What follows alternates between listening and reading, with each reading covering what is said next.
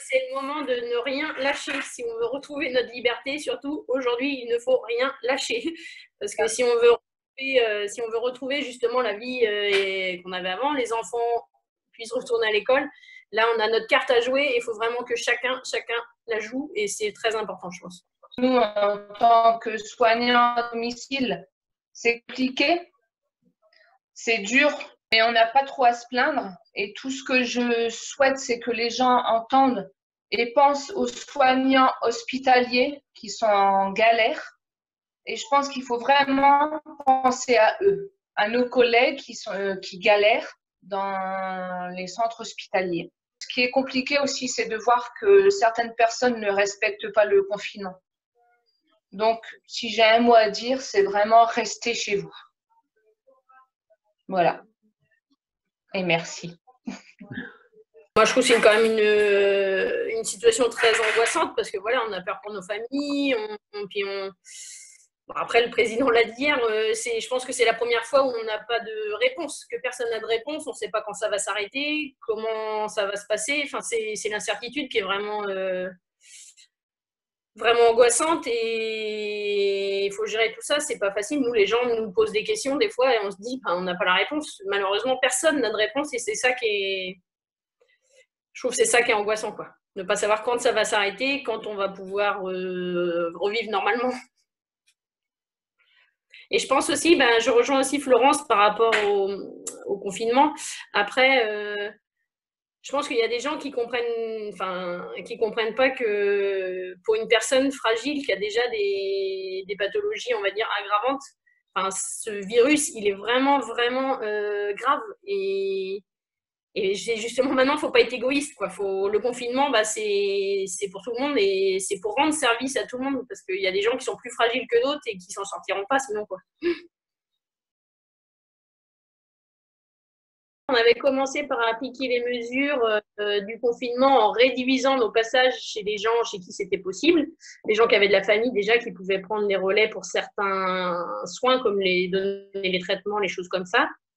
Après, on a aussi supprimé la permanence des soins au centre pour éviter au maximum que les gens ne se déplacent. Donc, tous ces soins-là ont été rebasculés sur les domiciles, donc sur les tournées. Et on a aussi mis en place une autre façon de suivre les gens, on va dire, on les appelle un suivi téléphonique hebdomadaire personnalisé. En fait, on a fait un relevé de nos patients qui étaient fragiles et particulièrement seuls. Et toutes les semaines, on les appelle pour faire le point avec eux de ce qui va, de ce qui ne va pas, et des besoins aussi qu'ils peuvent avoir. Et des fois, des mettre en lien, ça nous arrive avec des CCAS ou ce qui s'est mis en place sur le territoire pour le Covid, quoi. Moi, je suis aide-soignante au SIAD d'Aller.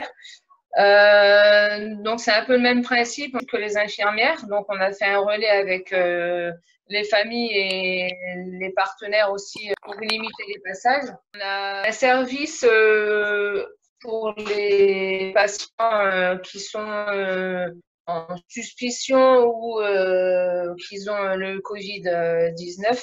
Donc, c'est une seule soignante, c'est l'infirmière coordinatrice qui prend le relais. Nous, au centre, on n'est pas en effectif réduit parce que, en effet, je trouve que les équipes, elles ont été très solidaires entre elles, que ce soit les aides-soignantes, des infirmières. Il y a vraiment eu le droit à l'arrêt, on va dire, pour les collègues déjà qui ont des soucis de santé déjà personnels, qui ont été obligés de se mettre en retrait aussi pour se protéger. Pour les collègues dont leurs conjoints aussi sont déjà sur le terrain, donc il en faut un aussi qui reste pour la garde d'enfants et aussi pour mettre aussi en retrait des collègues qui ont des enfants qui ont des soucis de santé et pour éviter qu'elle ramène ça chez elle. Donc, nous, on avait, au niveau des infirmières, on a 2 remplaçants en ce moment qui sont venus, du coup, en soutien pour permettre aux collègues qui avaient ces soucis-là de rester chez elles, quoi. Nous, les aides-soignantes, nous avons une soignante qui est en arrêt pour les problèmes de santé. Nous avons supprimé une tournée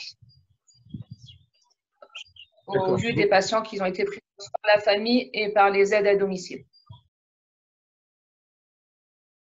Pour nous, au début, ça a vraiment été le manque de matériel, mais bon, comme tous les soignants de France, je pense, puisqu'il n'y avait pas de stock d'État.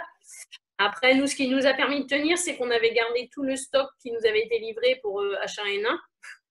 Donc, comme on nous a dit que les masques périmés pouvaient fonctionner, c'est vrai que les élastiques étaient peut-être un peu moins solides, mais nous, on s'est protégé avec ça. Et on avait aussi beaucoup de stocks de surblouses, etc.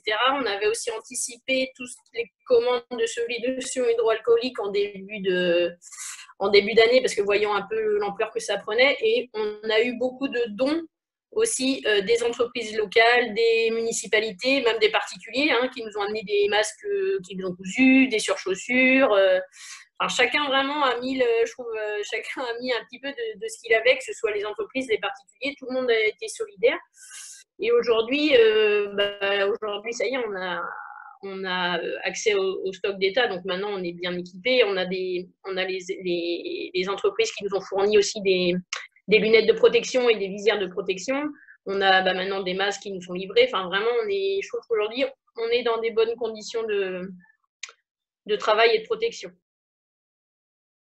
Psychologiquement, c'est dur parce que les gens ont peur, les personnes âgées surtout ont peur, et puis l'isolement n'arrange pas. Et psychologiquement, c'est dur. Ils ont besoin de soutien, ils ont besoin de parler. Donc, effectivement, on prend plus de temps avec eux. Les gens sont très angoissés. Après, je pense que les gens ont réussi à prendre du recul parce qu'au début, il y avait beaucoup disons qu'ils étaient à la recherche de l'information et ils se sont fait un peu dépasser aussi par tout le temps de l'information sur le corona. Après, moi, les gens, ce qu'ils me disent, c'est maintenant, ils vont plutôt chercher l'information quand ils en ont besoin que d'être se laisser envahir parce que sinon, c'est trop anxiogène et c'est difficile à vivre. Après, nous, c'est vrai aussi que comme les aides-soignantes, on a aussi affaire à des gens qui sont très isolés déjà sans confinement. Donc là, quand il n'y a plus de lien social, même des fois, on est la seule personne qui peut vous voir de la journée physiquement.